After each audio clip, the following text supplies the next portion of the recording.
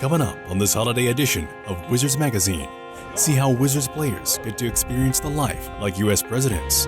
This is life right here. Casey Phillips goes one-on-one with arguably the hottest Wizards player right now. To me, it's all about comfort. See how Nene shows Glenn Rice who's the champ on game day. We're here in St. Louis to spend some time with Bradley Beal to learn what made him the player he is today. We talked to family, friends, coaches, and people at his school who all provided a foundation for his arch from high school to the NBA. It's all up next on Wizards Magazine.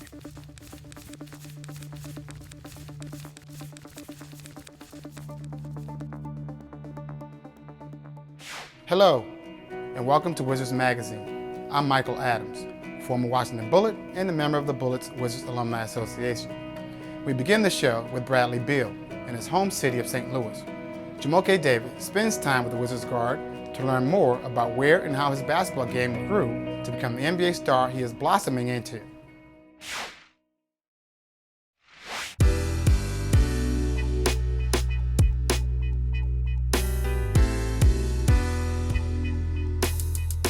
So you're in 6th grade, you're coming to this building or this school for the first time.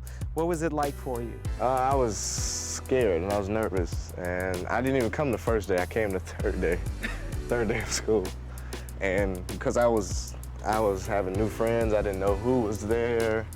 But the good thing was, like, the kids that actually came here were kids I played against, like on different teams, like AAU teams. So I became cool friends with them, and we've been friends ever since then, so it was pretty cool. And so you mentioned the theaters over there, and where you played the game was over here. Was it daunting being on a big campus? Yeah, it's scary because it's like almost like a college campus. People always think it's a college like when they first see it, and just the amount of land that we have and the amount of facilities and buildings that we have, and I mean, it is tremendous, and you really can't get lost. Like, I've seen people get lost plenty of times, and it's definitely a sight to see that.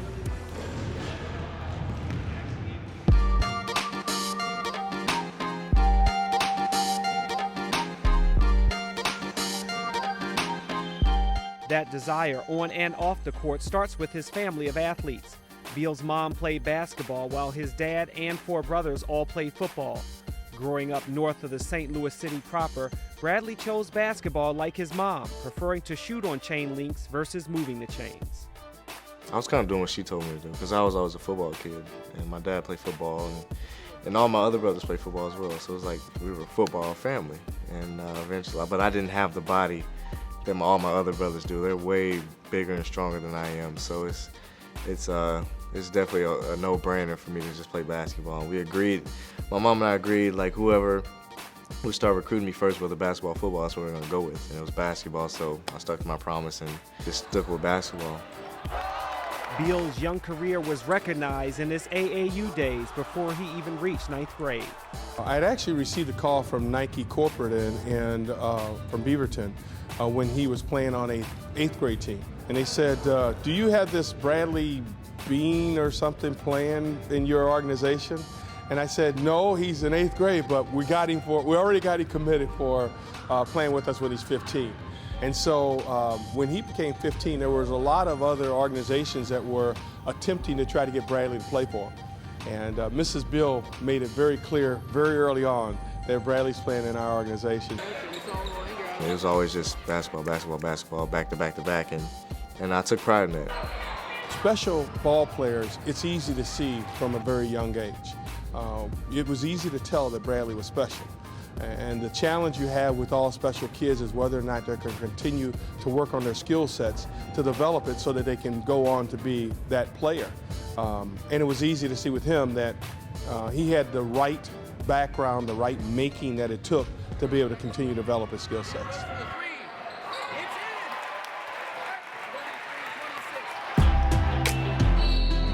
Bradley honed those skills in high school, playing in the shadow of another NBA player and Chaminade grad, David Lee.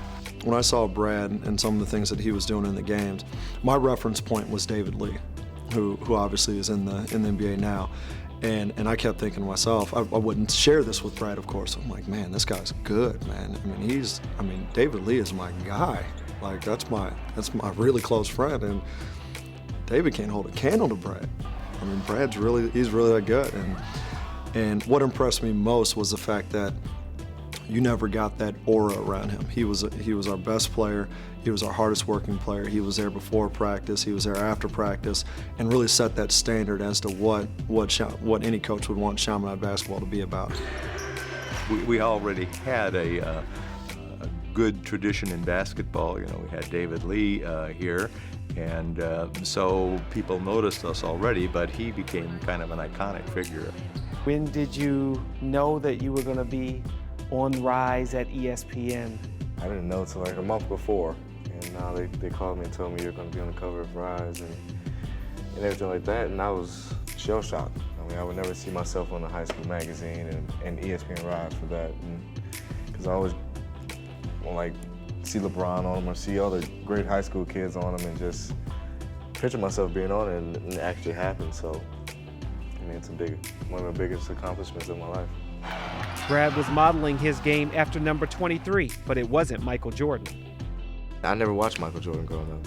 I grew up 23 was LeBron. I always knew about Michael Jordan, but I couldn't necessarily model myself after him. I always admired LeBron and the way he played all the time when he was in Cleveland.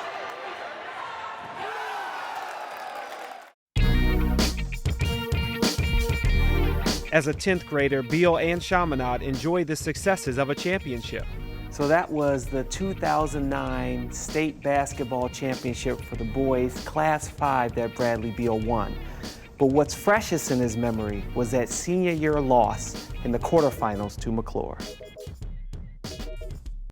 That was really tough because, and I truly do mean it, that year we had 8 seniors and all the seniors were tough. They were everything any coach could ever want. So seeing it culminate in something like that, especially when that year we were 27-1 and we lost to a team that we beat earlier that year, it's tough. It was tough.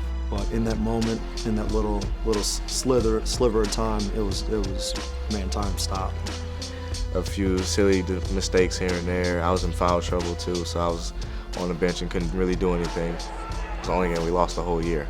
And it's really difficult to be able to grasp that and just realize, like, wow, we could have had an undefeated season in one state again, but they were the better team that day. Although the team didn't win it all, Brad was named Mr. Show Me Basketball as the best player in Missouri as a senior. And to top it all off, he was also awarded the Gatorade National Player of the Year, which had to be kept under wraps until the big day. It was embargoed for probably about 2 weeks. So we really, really wanted to surprise him. Tried to keep Brad out of the gym. It's hard to do because he's over there shooting a lot in the morning. But we managed to do that, and I think we kind of tipped him off a few times, but we ended up, Alonzo got here about 10 in the morning and met in our principal's office kind of under wraps, and people were kind of like, who's that guy? Went up to Brad's classroom and walked in with the camera crew, and boy, it was special for those guys. They were really excited to be in that Brad's class that day. So we're in the classroom where Alonzo Mourning walked in as a fake teacher. Yeah. Where were you sitting? I know it's an empty classroom, it's the summer. Where were you sitting? What was going on? So I sat about right here, but he moved the tables around. He's like, Brad, you sit right here today. I was like, well, I sat right here, and he ended up coming in and giving me the award. So I knew something was up that day. Have him hand me that award and be one of the first in Missouri to win that award, it definitely means a lot, and it showed that the hard work paid off, and I'm blessed, and hopefully a lot of young guys coming up and keep it going. As the next crop of athletes play at Chaminade, the hope is that they will take their game and grades as seriously as Beal did. Everything for Bradley was about being the best. They always told me if you don't have good grades, you're not going to be able to play. And I always challenge myself, like I do in sports, to be the best kid in class, get the highest grade. Everything I do was always a competition, and I always had a passion for it. He was a good student and earned the respect of his classmates, the teachers, in that way, and then obviously was a standout athlete, so that gave him a lot of connections with people. This past summer, Beal held his first basketball camp at his alma mater. It is quite special for the campers to be learning from Beal, who some have mentioned as not just the best player out of Chaminade or the city, but of the state of Missouri. Hard work on 3. 1, 2, 3. Good job, y'all. For them to have it here, first one, you know, is very special. And for the kids to be all involved, I'm very proud of them, you know, because this is their alma mater, and for them to have it here the first time is really great, you know. And they all pitched in well, you know, and did a great job, you know, helping Brad out. Win on three. 1, 2, 3. Brad's a great role model, you know. Some athletes get the big head and not come back and give back, but seeing him around here, and it just puts a smile on the kids' faces when he comes to the gym. Be ready.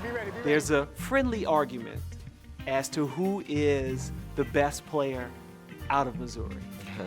Some say you. They brought up JoJo White, Bill Bradley, Larry Hughes. Where do you feel you fall? It was an article in the paper before that had an all-star team, and I was on the first team, like Larry and JoJo White and a few other guys who I don't even remember. But I mean, that makes me feel good. I mean, it just shows that I had a successful career in high school. St. Louis is kind of overlooked when it comes to sports a little bit, because we definitely have a lot of great talents in all sports. And I mean, it just shows the hard work and dedication we have, and the amount of talent that we have in the city as well. In his second season with the Wizards, Beal knows how much it means to represent his home, his family, Veneta Park, the city of St. Louis, and of course Chaminade, the place where he got his schooling in the game that has made him a star. And at guard, 6'5", from Florida, number 3, Bradley Beal.